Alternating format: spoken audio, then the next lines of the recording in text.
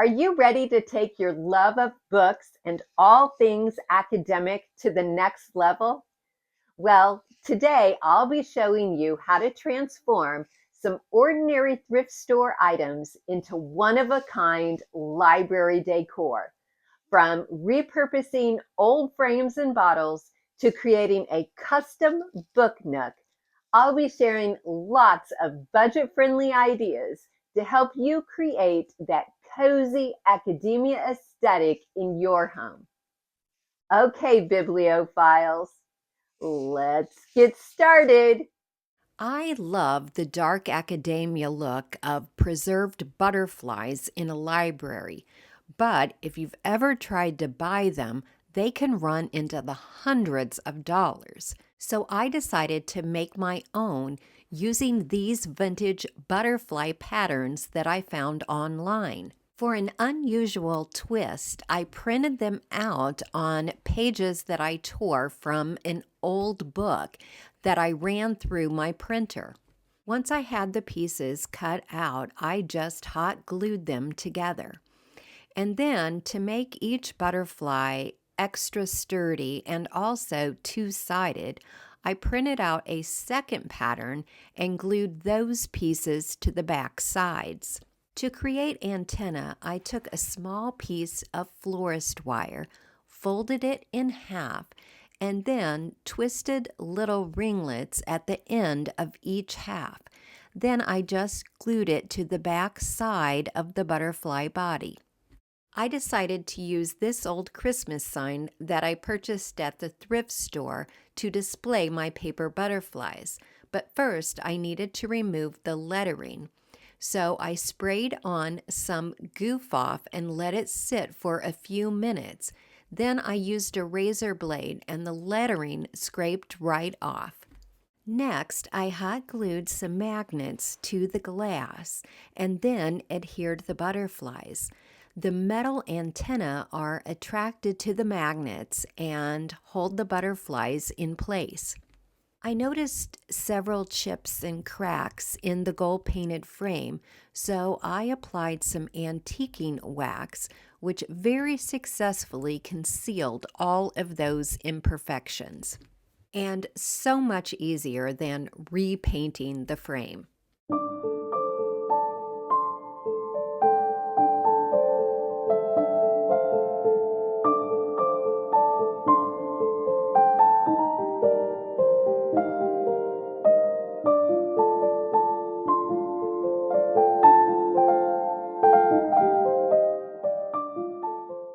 If you love a vintage aesthetic as much as I do, then I think you might also enjoy June's Journey, the sponsor of today's video.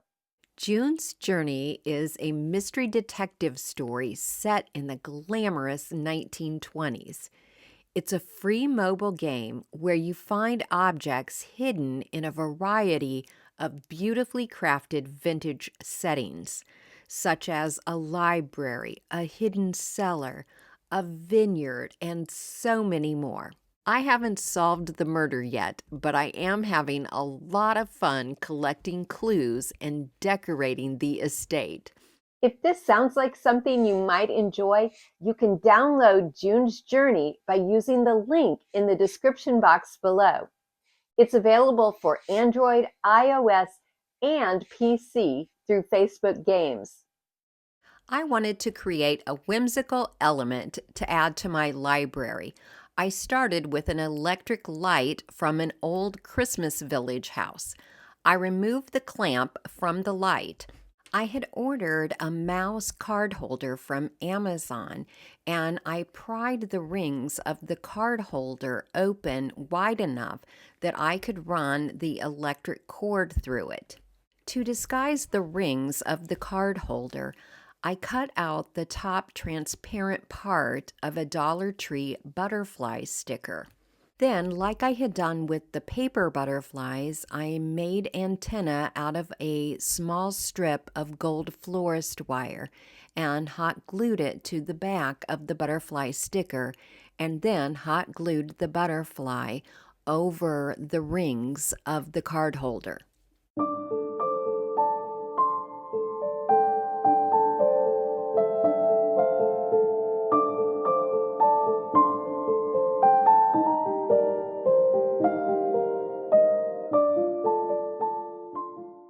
An academia-themed library has to have at least a few apothecary jars. I found these vintage labels online, and I'll have them linked for you in the description box below. I printed them out in sizes to fit the side of some old bottles that I had in my stash. I adhered the labels by applying a little Mod Podge to the side of the bottle and to the back of the label. If you don't have any old bottles, you can make new bottles look old by mixing a little Mod Podge and antiquing wax together and then pouring them in your bottle. Shake it up really well and then add just a tiny bit of cinnamon inside your jar and shake it up again. Then set it on a paper towel upside down and let it dry. I wanted to display the bottles in this old drawer that I found in my stash, but it was a little deep. I created a false bottom using 3 pieces of scrap wood so that the bottles and their labels would be clearly visible. I also printed out and decoupaged a label to my newly aged bottle. I also found these advertisements for geological specimens, which I printed out on the side of some brown folders. I just cut up a folder so that it would fit inside my printer, and then I cut them into little cards. I added the cards to the drawer for an authentic looking touch.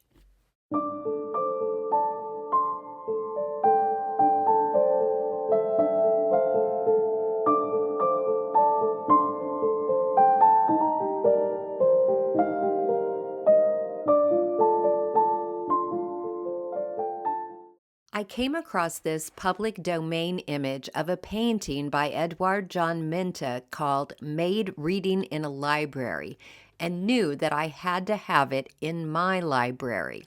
I thought this ornate thrift store find would be the perfect frame for that print, and I wouldn't even need to paint it. I just pried off that little piece of ornamentation and used glue stick to adhere the image to the inside of the frame. I was able to pry off the sawtooth hanger on the back and reattach it so that the picture could hang in a vertical orientation.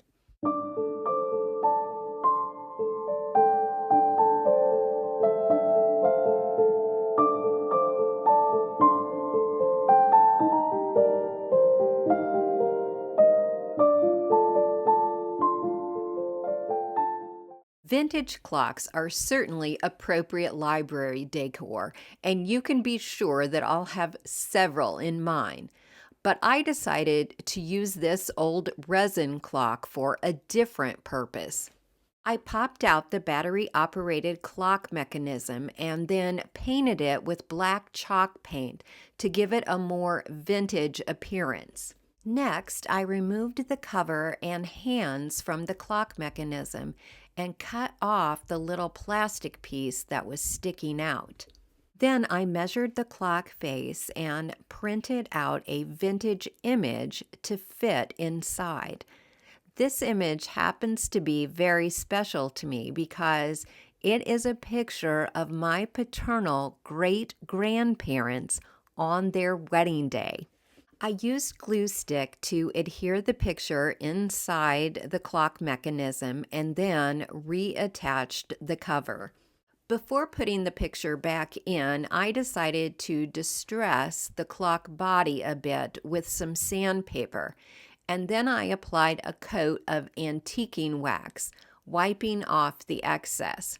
Next, I used my finger to rub a little gold wax onto the raised areas of the clock, and finally, I added in the beautiful picture of my great-grandparents.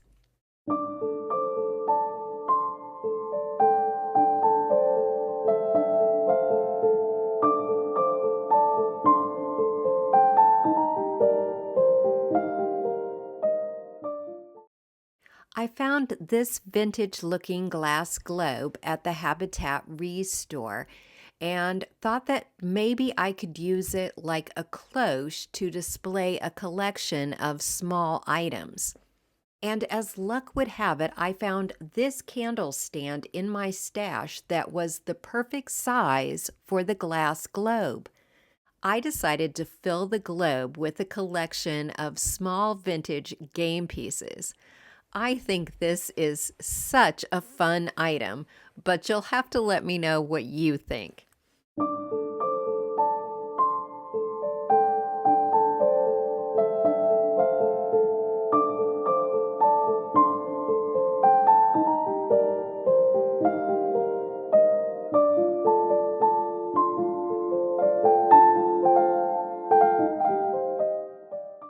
When I came across that vintage picture of my great grandparents, I also found a picture of my great grandmother by herself, and I wanted to create a special frame for that photo. I made a copy of the photo in a size to fit inside a vintage plate that I had in my stash. I cut it out and adhered it to the plate using a quality glue stick. To dress it up, I hot glued some pearl ribbon around the edge of the photo. To dress it up even more, I made a bow from some black velvet and hot glued it along the bottom of the plate. In the photo, my great-grandmother was wearing a brooch on her collar, and I just happened to have a very tiny cameo in my stash, which I hot glued over her brooch.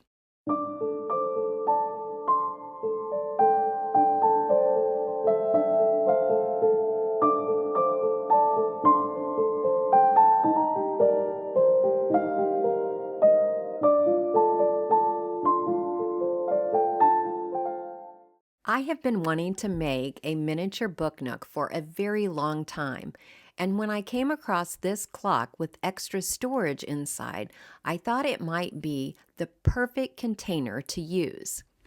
I began by removing the door and all the little hardware. I also removed the metal covering because it was already falling off.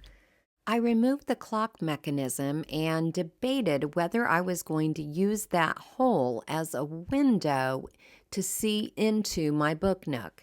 I used a razor blade scraper to remove all of the dried glue that had once held that metal covering, and then I began wallpapering the inside of the clock using some scrapbook paper. I pressed the paper into the area that I wanted to cover to create creases that I could cut along so that the paper would perfectly fit that spot. Because the scrap paper that I used was pretty thick, I adhered it using glue stick because if I'd used Mod Podge, it was likely to bubble. Someone had been using this clock as a jewelry box, so I had several hooks that I needed to remove before I could apply the scrapbook paper to the inside of the clock. In these areas, I used a utility knife to cut off any extra paper. Once the inside of the clock was completely wallpapered, then I began to work on the outside. I needed to cover up those areas where I had removed that metal covering. I decided it would be appropriate to decoupage those areas with pages taken from a vintage book. And because this paper was thin, I adhered it with Mod Podge. I applied a thin, even coat of Mod Podge to the clock and to the back of the paper, and then carefully smoothed out any wrinkles. I let the Mod Podge completely dry, and then I came back and cleaned up the edges using 220 grit sandpaper. And finally, I applied a top coat of Mod Podge over the book paper to seal and protect it. Now to decorate the inside. I started with the back of the lid.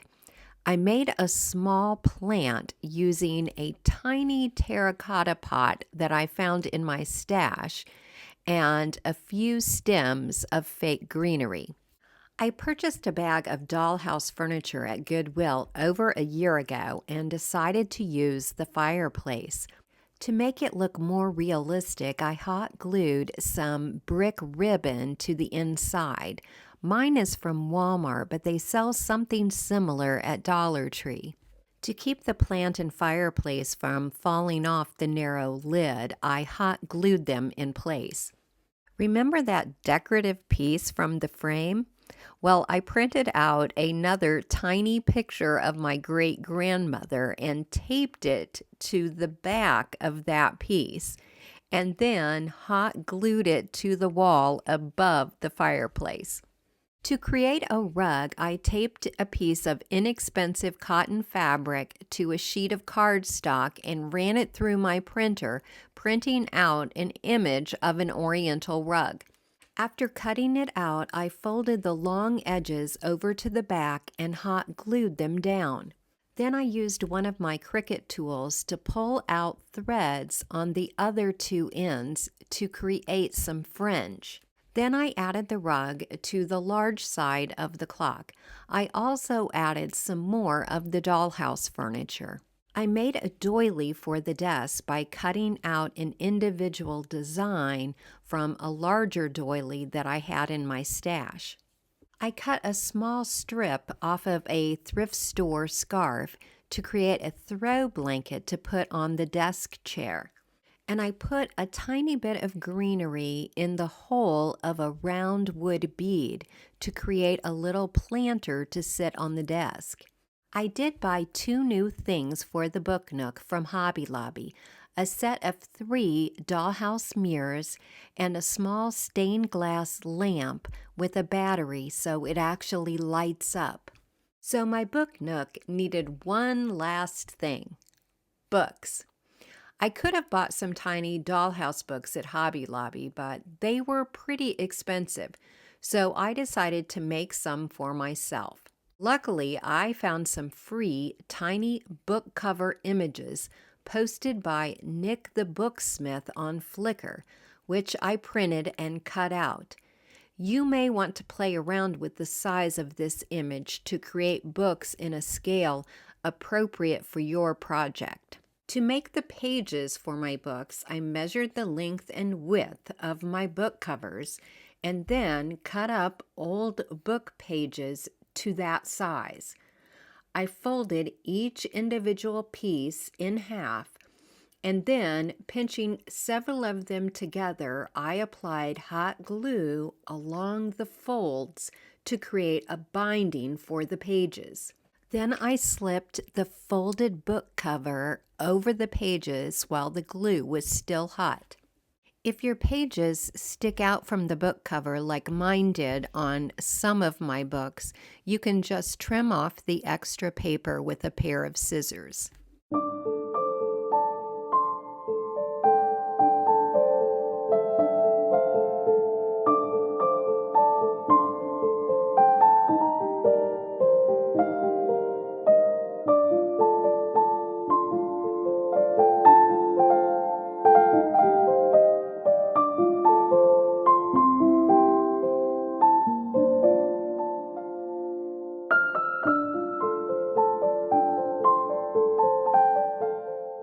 Thank you so much for watching today, and don't forget to download June's Journey if you're looking for a fun, free, and aesthetically beautiful mobile game.